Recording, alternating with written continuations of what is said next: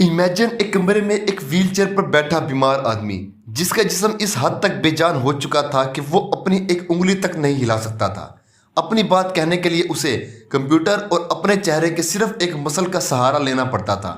लेकिन इस बेजान जिस्म के अंदर एक ऐसा जिंदा दिमाग था जो यूनिवर्स के सबसे गहरे राज खोल रहा था। ये वो शख्स था जिसने डंके की चोट पर पूरी जिंदगी खुदा के वजूद का इनकार किया, लेकिन हैरत अंगेज तौर पर उसकी अपनी ही साइंटिफिक डिस्कवरीज अनजाने में उसी खुदा की तरफ इशारा करती रही। वेलकम टू डिकोडिस, जहां हमारा मकसद है decode the world with truth. आज हम दुनिया के सबसे कंट्रोवर्शियल साइंटिस्ट स्टीफन हॉकिंस की ऐसी हकीकत और साइंटिफिक अनोमली को डिकोड करेंगे जो खुद इस साइंटिस्ट की अपनी थ्योरी के खिलाफ खड़ी हो गई। इंटरनेट पर एक अरसे से इस शख्स के बारे में कई कंस्पायरेसीज चल रही हैं। कुछ लोगों का दावा है कि व्हील चेयर पर बैठा शख्स असल स्टीफन हॉकिंस नहीं था। एक ऐसी बीमारी जिसमें इंसान कुछ निगल नहीं सकता, जिसका हर मसल आहिस्ता आहिस्ता मर जाता है, वो 50 साल कैसे जिंदा रह सकता है। लोग पुरानी और नई तस्वीरों में उसके दांतों और जबड़े का कंपेयर करते हैं और क्लेम करते हैं कि ये सिर्फ एक बॉडी डबल था।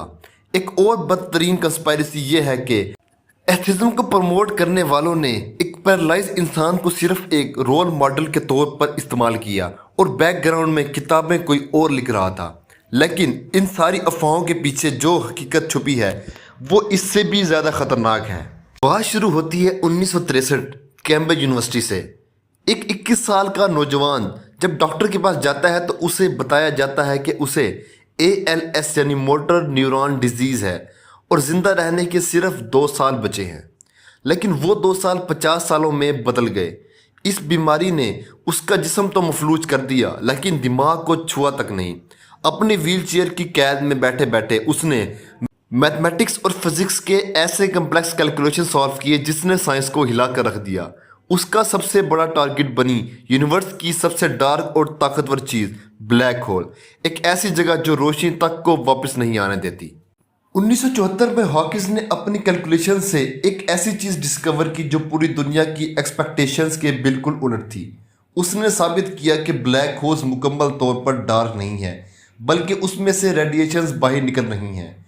यानी ब्लैक होल जैसी अजीम चीज़ भी आहिस्ता आहिस्ता टूटती है और ख़त्म हो जाती है। उसने दावा किया कि कायनात की कोई भी चीज़ हमेशा रहने वाली नहीं है। लेकिन यहाँ आता है इस कहानी का सबसे बड़ा ट्विस्ट। अपनी किताब a brief history of time में हॉकिंस ने कहा था कि क्योंकि ग्रेविटी का कानून मौजूद है, इसीलिए कायनात ने खुद को नथिंग से बनाया है और किसी खुदा की ज़रूरत नहीं। लेकिन यहाँ एक बहुत बड़ा लॉप होल था। अगर ग्रेविटी का कानून पहले से मौजूद था तो वह कानून किसने बनाया? एक कानून और डिसिप्लिन के बिना खुद ब खुद चीज़ें कैसे वजूद में आ गई? हॉकिंस ने खुद अपनी किताब में एक ऐसी बात लिखी जो इस सारी कहानी को उल्टा देती है।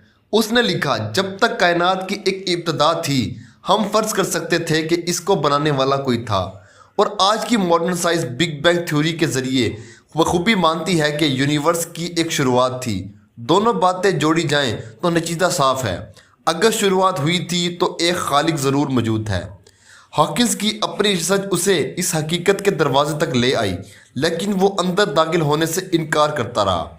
उसका अपना इल्म चिल्ला चिल्ला कर कहता रहा था कि ये कायनात आर्जी है, इस कायनात की एक शुरुआत थी और इस कायनात की एक मौत भी है। 14 मार्च 2018 को जब स्टीफन हॉकिंस इस दुनिया से रुखसत हुआ तो शायद उस रात उसे इस आखिरी सवाल का जवाब भी मिल गया होगा जिससे वो सारी ज़िंदगी भागता रहा। इल्म आपको हकीकत के दरवाजे तक तो ले आता है, लेकिन उस दरवाजे से गुजरने के लिए सिर्फ इल्म नहीं, दिल और ईमान का फैसला चाहिए होता है। ये थी आज की डिकोडेशन। अगर आपको वीडियो अच्छी लगी हो तो वीडियो को लाइक करें, शेयर करें और चैनल को सब्सक्राइब करना मत भूलें। शुक्रिया।